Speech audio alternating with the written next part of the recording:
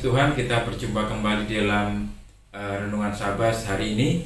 Dan hari ini kita akan merenungkan kebenaran firman Tuhan dari kitab Perjanjian Lama, dari kitab 2 Tawarikh pasalnya yang ke-15 ayatnya yang ke-7. Demikian firman Tuhan. Tetapi kamu ini, kuatkanlah hatimu, jangan lemah semangatmu, karena ada upah bagi usahamu. Saudara kasih Tuhan, tema kita ada di ayat yang ke-7 ini.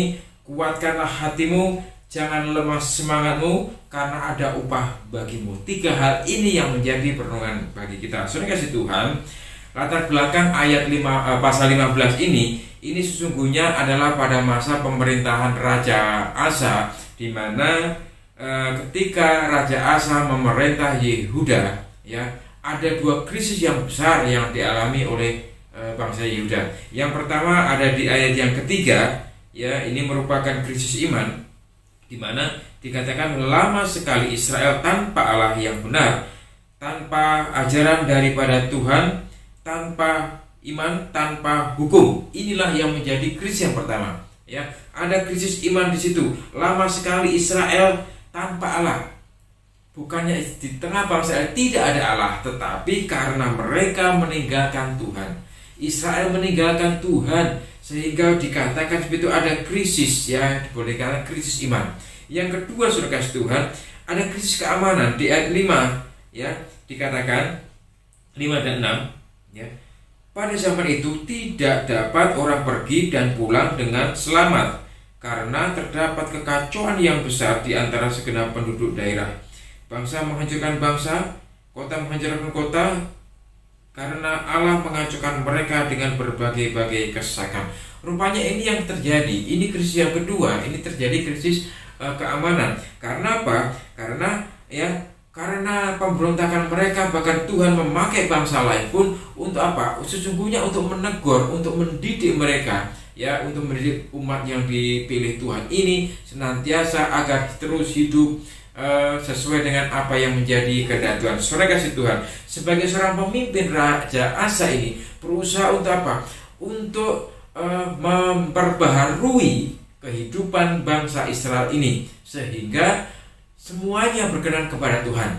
Karena ini yang menjadi kehendak Tuhan dalam kehidupan bangsa ini. Karena kita tahu bahwa sesungguhnya Israel itu dipersiapkan Tuhan untuk menjadi saluran berkat bagi bangsa-bangsa. Tapi faktanya seringkali Israel memberontak kepada Tuhan.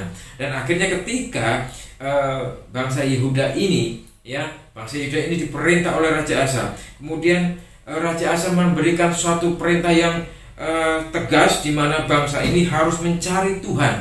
Makanya di ayat yang dikatakan, tetapi dalam kesesakan mereka berbalik kepada Tuhan Allah orang Israel. Mereka mencari Tuhan dan Ia berkenan ditemui oleh mereka. Bahkan saudara kasih Tuhan, ya, seorang pemimpin, Raja Asa mengambil suatu keputusan yang tegas. Bahkan di ayat 12 dan 13 dikatakan, mereka mengadakan perjanjian untuk mencari Tuhan Allah nenek moyang mereka dan segenap hati dan jiwa. Setiap orang, baik laki-laki, baik anak-anak, atau orang dewasa, laki-laki atau perempuan, yang tidak mencari Tuhan Allah Israel harus dihukum mati. Saudara kasih Tuhan, ini berbicara masalah keputusan yang tegas. Seringkali dalam kehidupan kita harus diberi suatu disiplin yang keras, ya.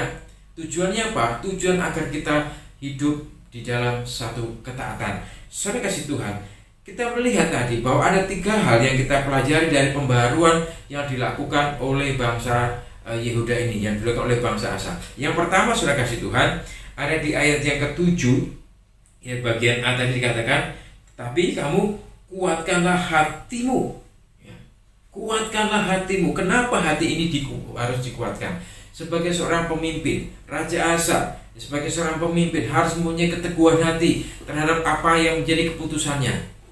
Kalau tidak punya keteguhan hati, seringkali diombang-ambingkan oleh suara dari kanan, suara dari kiri, dari penasihatnya, dari para pembantunya, sehingga sebagai seorang pemimpin harus punya keteguhan hati. Pertanyaan, mengapa hati ini harus diteguhkan? Ya, saudara kasih Tuhan, hati merupakan tempat di mana berkumpul semua keinginan, semua hasrat, kemauan, dan akhirnya mendorong kita untuk bertindak, untuk mendorong kita untuk melakukan sesuatu. Di dalam Matius pasal 15 ayat 19 dikatakan, karena dari dalam hati timbul segala pikiran jahat, pembunuhan, perzinahan, percabulan, pencurian, sumpah palsu, dan hujat. Di dalam hati juga muncul suatu keinginan yang baik. Oleh sebab itu hati itu perlu dijaga. Makanya firman Tuhan di dalam pasal 4 di dalam Amsal 4 ayat 23 dikatakan, jagalah hatimu dengan segala kewaspadaan, karena disitulah terpancar kehidupan. Jelas sudah kasih Tuhan, teguhkanlah hatimu. Hati ini harus diteguhkan terhadap situasi apapun, terhadap kondisi apapun, terhadap persoalan apapun, bahkan juga ketika hati diperhadapkan dengan segala sesuatu yang sulit. Pertama, hati menimbang, kemudian melakukan, mengambil satu keputusan. Oleh sebab itu tujuan Raja Asa menundukkan hati bangsa Yehuda sesungguhnya agar bangsa ini tidak pindah ke lain hati. Yang terjadi selama ini, yang terjadi dalam kehidupan bangsa Israel, seringkali bangsa Israel itu pindah ke lain hati, meninggalkan Tuhan dan mulai menyembah berhala. Saudara kasih Tuhan, yang pertama, teguhkanlah hatimu. Yang kedua, ayat 7 bagian B dikatakan, jangan lemah semangatmu. Ada suatu yang dikatakan, jangan lemah semangatmu. Semangat itu adalah suatu suasana hati, ya. Kalau tadi dikatakan hati itu tempat berkumpul segala sesuatu, ya, suatu keinginan, kemauan, kehendak. Oleh sebab itu, ya, jangan lemah semangatmu. Sekali lagi, semangat adalah suasana hati, di mana ya seringkali secara psikologis, ya, suasana hati ini mempengaruhi perilaku manusia. Ketika hati manusia itu dalam kondisi tidak stabil, perilakunya pun mungkin juga tidak stabil. Tetapi ketika hati manusia ini punya keteguhan, ya, berarti apapun yang terjadi dia harus melakukan, harus dikerjakan. Saudara kasih Tuhan, oleh sebab itu orang yang patah semangat seringkali kalau itu dibiarkan, lama-lama akan menjadi persoalan bagi orang tersebut.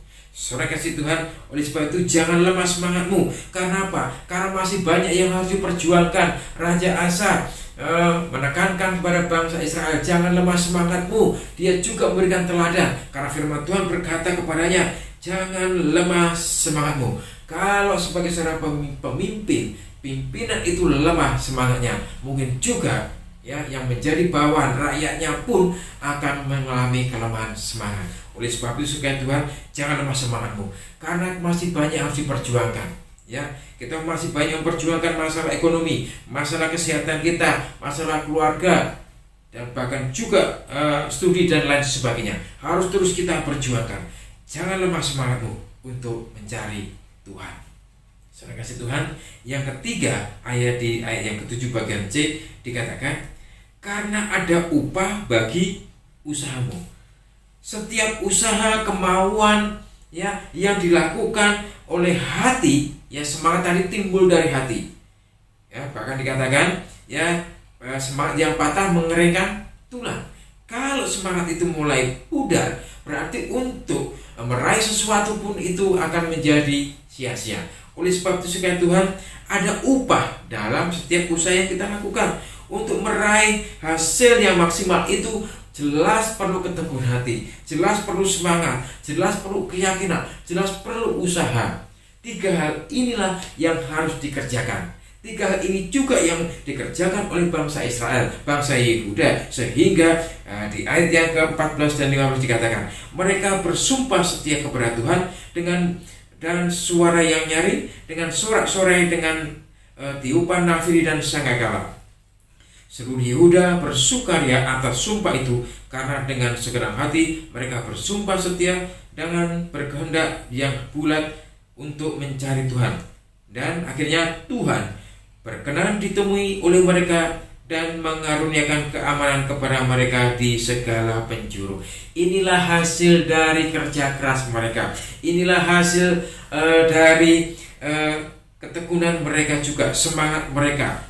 Dan tadi dikatakan ada upah bagi usahamu. Inilah hasilnya yang diperoleh bagi bangsa Israel. Ketika mereka bersemangat untuk mencari Tuhan, ketika mereka bersemangat untuk melakukan suatu pembaharuan, ya, hidup mereka diubah agar senantiasa hidup berkenan di hadapan Tuhan. Akhirnya Tuhan mengaruniakan keamanan di segenap penjuru. Bahkan di ayat 19 dikatakan, tidak ada perang sampai tahun ke-35 pemerintahan Asa.